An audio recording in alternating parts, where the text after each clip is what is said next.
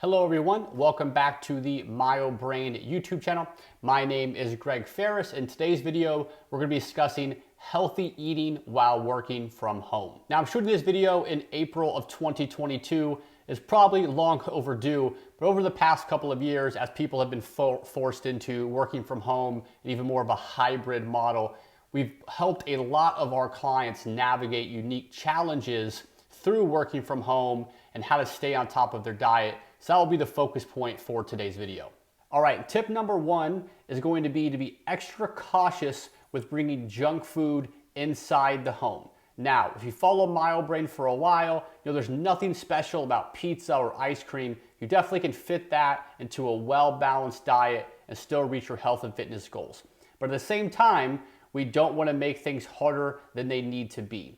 We talk about why it's uniquely difficult for people who work from home, spend a lot of time from home.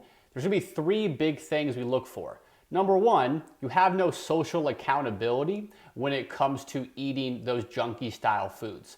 Could you imagine yourself at 10 o'clock just eating a brownie in front of your coworkers? Likely not. But you can do that on a Tuesday, and if you do it at home, no one else is gonna know. Second reason is your access to those types of foods is much, much higher. You likely don't have endless number of foods and snacks at your office versus if you're just a handful of steps away from your kitchen or even working in your kitchen, you have endless options more than likely of things to snack on. And the big thing we want to focus on if we're trying to overall have balance, still want some fun foods inside our home, but we don't want to overdo it, is to really focus on having small or even individualized packages of these types of foods. Some great examples will be chips, ice cream, trail mix. These things are very dense and it's very, very easy to overconsume the calories. So we can do a hack, dare I say, and have individual servings of that. It's kind of a psychological trick. You still can have that fixed amount, but it's much easier to regulate it. Think about it this way. Have you ever gotten 2 single serving bags of chips and eaten them? Likely not. You get 1 single serving bag of Sun Chips, you eat it, that's 1 bag you had, bam. You track that, you're on your way. It's the same exact thing with an ice cream sandwich. It's regulated, it's an amount that you can eat. You've completed that consumption of food and you now can move on. All right, and tip number 2 is also gonna be about your overall food environment. And this is gonna be about what you visually can see when you're at home. You're gonna be walking past through your kitchen 20, 50, maybe 100 times in a day if you permanently work from home. So we wanna make sure we're not visually seeing food all the time. People sometimes have the habit of having fruit, having bread, having snacks on their countertops, and while you maybe walk past it, you don't really act on it immediately, you're kind of just teasing yourself all of the time. So I really recommend if you're gonna be working from home to have nothing on the countertops. You can have your appliances, you can have your decor, whatever you want, but take the food out of your immediate vision. You'd be surprised how triggering that can be. Even if it's, healthier stuff like fruit, it still takes your focus maybe away from something else and onto food. Pounding upon that, if you're gonna have the junky style foods like we talked about, ice cream, chips, candy, etc., make them particularly hard to access. The first tip here is if you have a deep freeze that's maybe in your garage or away from your immediate kitchen, put all of that junk style stuff in there. So say if you open up your deep freeze to get some fruit for a smoothie, you don't see your chocolates in there as well. You may actually even forget that those things are in your home, so again, you're less likely to obviously eat them. The other thing you can do is make it hard to access them. So if you have several shelves of something, put your chocolate, put your sweets, whatever, on the top shelf. I know these things can seem silly, but there's actual research backing this up. I'll put the study in the description box below. There was actually a study a very long time ago. They looked at an office situation and they had candy in a clear container and candy in a more opaque container. And what they saw was, not shockingly, the participants ate more candy in the clear container just because they could see it all the time. It was more tempting for them. The same exact study evaluated the same container, but also further away from the participants. They had it with either hands reach or across the room.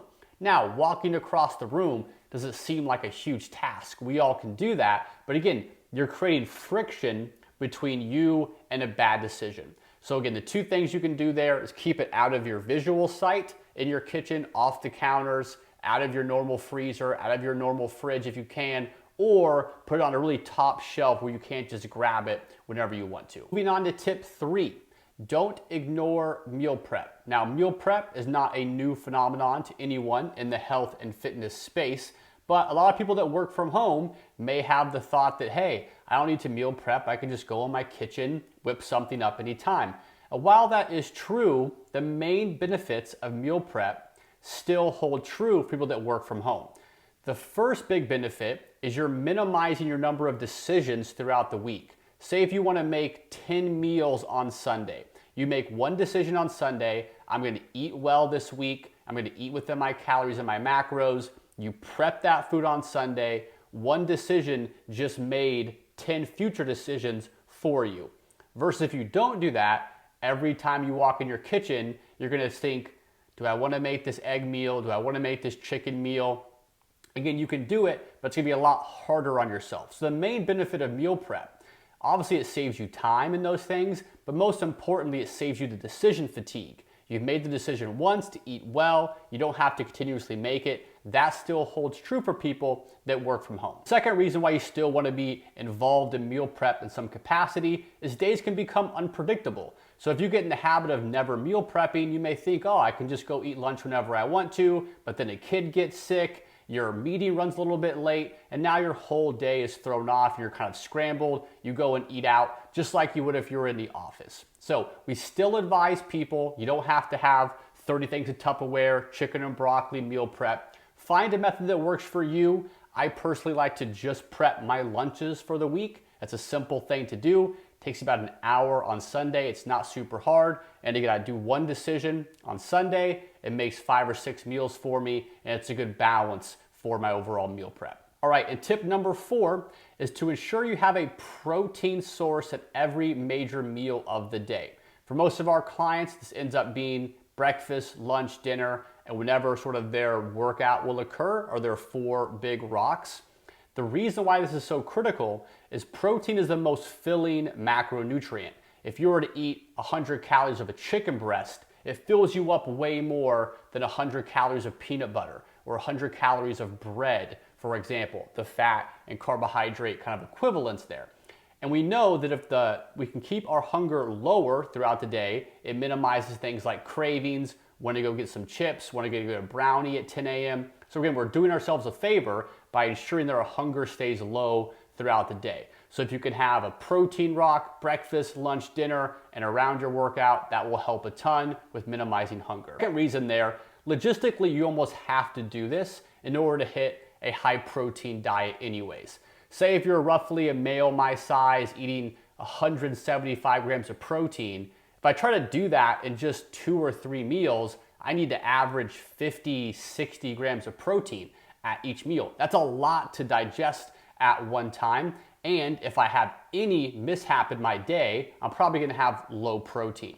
So by having maybe 4, even 5 boluses of protein throughout the day, it makes it easier for me. The amount of protein I have to eat at each meal is much lower. And if I miss a protein source at some point, it's really easy to tack that on. But if you're trying to eat all of your protein in 3 meals and you miss your breakfast, now you gotta have 100 grams of protein at lunch. Odds are it's gonna be low for the overall day. And the 5th and final tip for today, you're likely gonna have to move more formally to maintain the same body weight. So again, if you think about all the little movement you do in an office, you're walking from the garage, you're walking to a desk, you're walking to a meeting room, more than likely your home is not as big as your office. So you're gonna be moving around a lot less than you may think during your workday. Even if your traditional work job is not super active, it's gonna be even less active if you're working from home.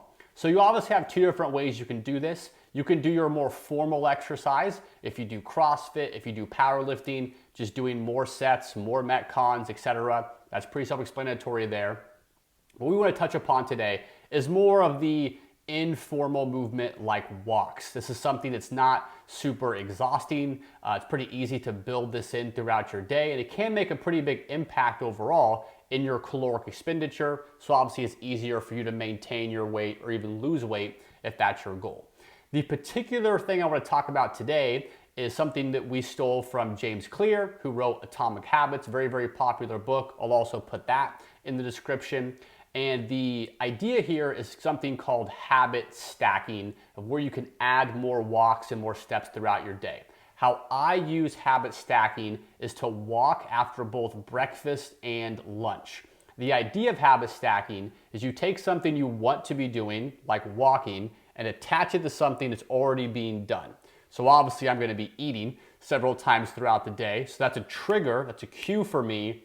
Eat breakfast, go for a walk. So I usually take maybe 2 10 to 20 minute walks. It's not super invasive in my day. It actually feels good after a meal just to move around a bit. And again, if you're working from home, you're probably not moving almost at all. So it probably actually will work well for you to take a bit of a break from your home, get outside, get some sunshine as well. So that can be a great way to do it. If you're having a hard time with that, stack it on top of something like after your coffee, before your coffee, after breakfast. Find something you're already doing, tack some walks on top of that. But again, all in all, you likely will need to move a bit more, either formally with more of your workouts or informally with some more walks to maintain the same body weight, because your home just not as big as your office. And that is the video, everyone. So again, to recap, we have 5 tips. Number 1, be extra cautious with junk food. Kind of 1B tip there was to make sure if you're gonna have that stuff, have it in individual packages.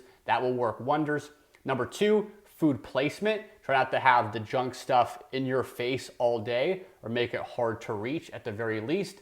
Number 3, don't ignore meal prep. It still has the benefit of one decision saves you from dozens throughout the week.